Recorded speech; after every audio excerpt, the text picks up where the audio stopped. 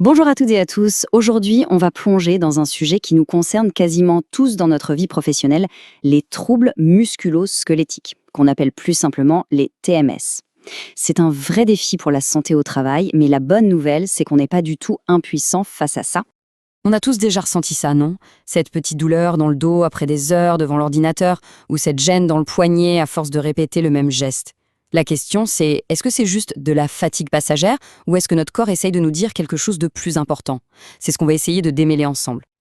Alors, rentrons dans le vif du sujet. D'abord, un TMS, c'est quoi exactement? C'est super important de bien définir les choses parce que pour bien agir, il faut d'abord bien comprendre de quoi on parle. Et s'il y a une chose à retenir, c'est vraiment ça. Même si c'est très courant, ce n'est absolument pas une fatalité. Les TMS, dans la grande majorité des cas, on peut les éviter. Il y a des solutions concrètes, et le but aujourd'hui, c'est justement de voir comment on peut passer de la simple information à une action efficace. Pour s'attaquer au problème, il faut évidemment comprendre d'où il vient. Un TMS, ça ne sort pas de nulle part. C'est presque toujours le résultat d'une combinaison de plusieurs facteurs de risque. On va les identifier tout de suite. En fait, on peut souvent tout ramener à un trio de facteurs.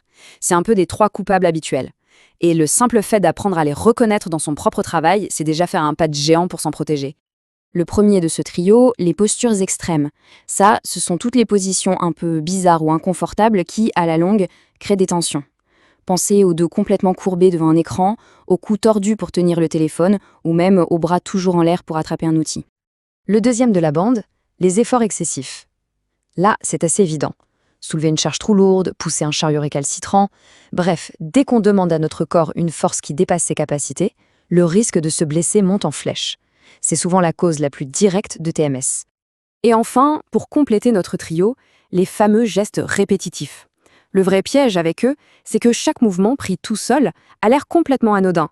Mais c'est la répétition, encore et encore, des centaines de fois par jour, qui vient user les articulations et créer des micro-blessures jusqu'à ce que la douleur finisse par s'installer.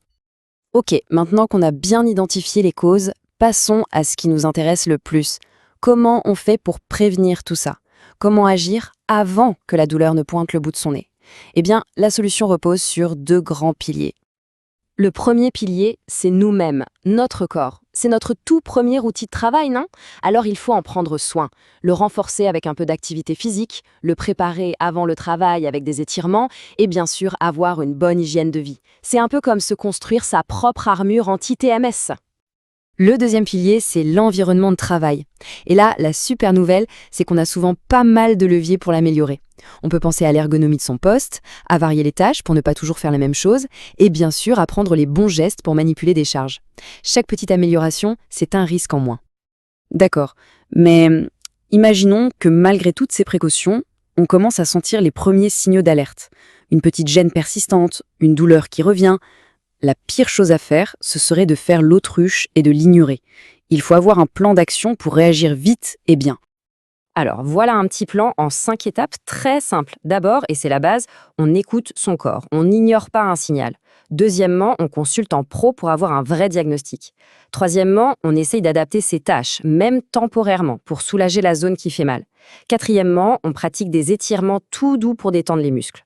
Et enfin, et c'est crucial, on en parle à son employeur. Ce n'est pas un aveu de faiblesse, c'est une démarche constructive pour trouver des solutions ensemble.